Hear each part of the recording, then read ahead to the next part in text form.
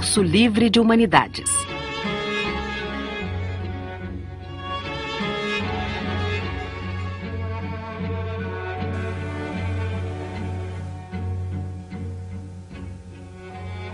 Módulo 1.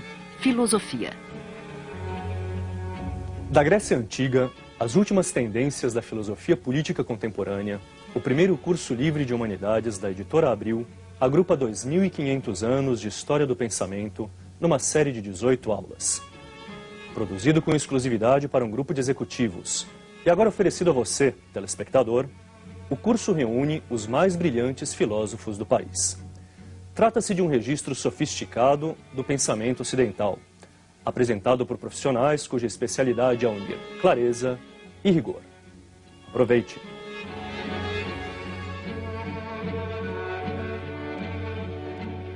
Os caminhos da filosofia. A paixão pelo conhecimento.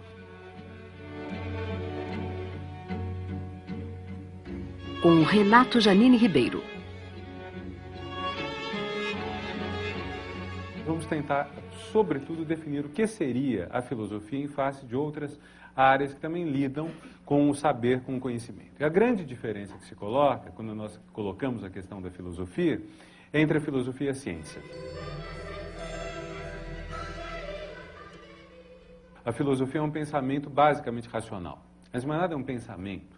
A ciência também é um pensamento, ou as ciências são pensamentos. O que será a diferença, então? Podemos até colocar a pergunta um pouco mais complexa, um pouco mais rica, e lembrar que a maior parte das ciências nasceram no âmbito da filosofia.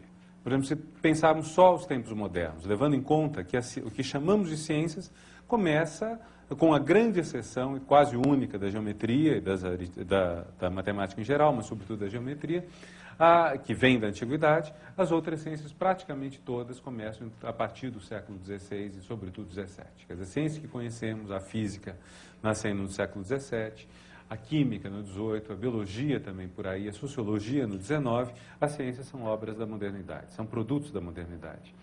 E elas todas foram nascendo no âmbito da filosofia. Os filósofos do século XVII, Descartes, Spinoza, o próprio Thomas Hobbes, a quem eu dediquei algum trabalho, foram também físicos. A física era algo que era feito por eles. Alguma dessa física hoje sou estranha.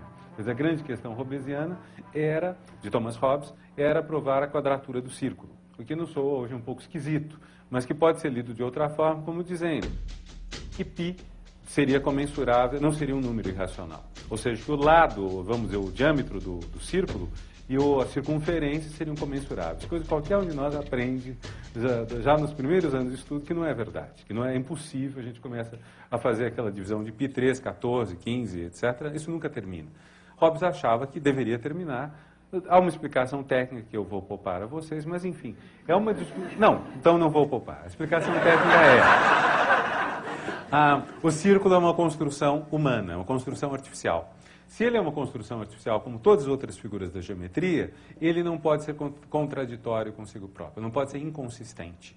Será inconsistente o círculo se, vamos dizer, o diâmetro e a circunferência forem incomensuráveis, se um não seguir a mesma medida que o outro. Portanto, tem que ser comensuráveis, portanto, a conta teria que chegar a um resultado final, o que não chega, o que não dá certo.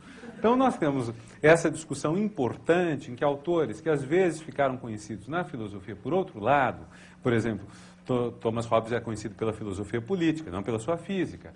Descartes é conhecido mais pela dúvida, pela meditação, pelo discurso do método, do que pela sua física. No entanto, esses autores todos tiveram uma contribuição muito importante na gestação das ciências, sobretudo dessa primeira grande ciência moderna, que é a física. Ora, isso vai trazer outras derivações. No século XIX, a sociologia vai nascer da filosofia. Se pegamos Augusto Comte, por exemplo, ele é um filósofo e é também, provavelmente, o criador da sociologia. Então, por um lado, a filosofia funciona como uma espécie de porta de origem de várias ciências. Por outro lado, essas ciências se caracterizam por traços são totalmente diferentes e conflitantes com o que chamamos de filosofia, pelo menos hoje. Eu vou desenvolver isso, mas só para colocar de início.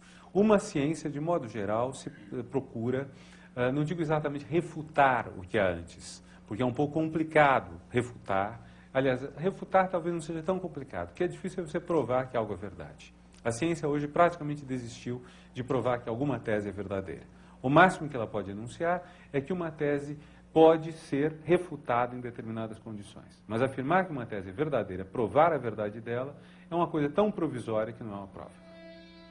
Nós lidamos, então, com o último resultado online, poderíamos dizer, de uma determinada pesquisa, ou com os últimos resultados, até mesmo conflitantes entre si. Mas uma prova de verdade, uma prova que tem uma consistência maior, o cientista praticamente desistiu disso.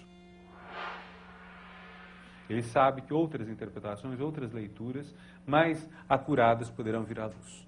Então, nesse sentido, há na ciência uma importância muito grande do último resultado, ainda que esse seja provisório. Isso nós notamos na importância extraordinária que tem na ciência os periódicos. Revistas científicas, journals, nascem e crescem com uma velocidade enorme. São milhares os periódicos científicos em inglês hoje de alto nível. Se vocês entram num portal de periódicos de uma universidade americana ou que a CAPES disponibiliza no Brasil, vocês veem que são 6, 7 mil periódicos de qualidade.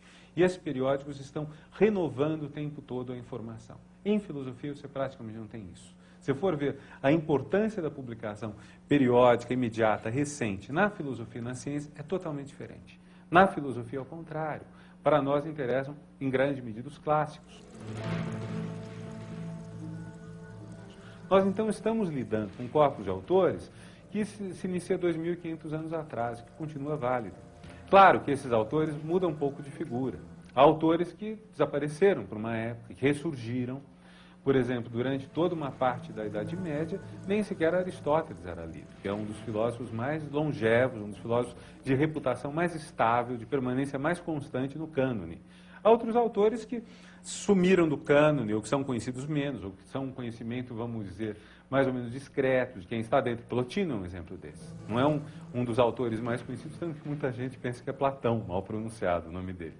Então, nós temos aí uma questão interessante, que é que, apesar dessas oscilações, esse corpus tem estado bastante estável nos últimos anos, nos últimos séculos, talvez, pelo menos nas últimas décadas.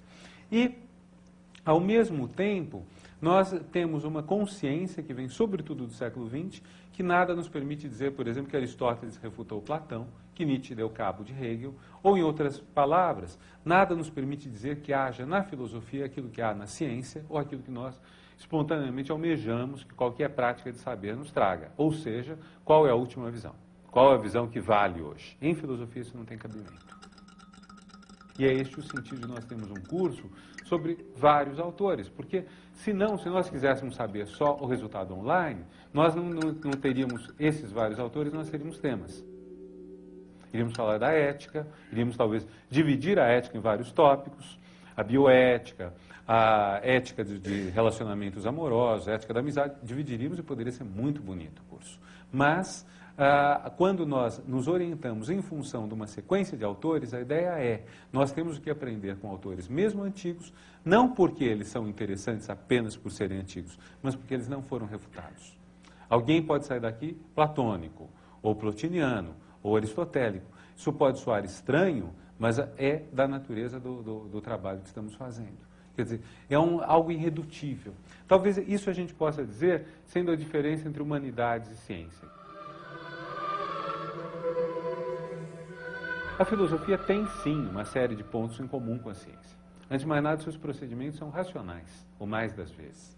O mais das vezes, a filosofia opera, então, com a razão. A razão é algo que é definido de maneira diferente, conforme os autores. Alguns autores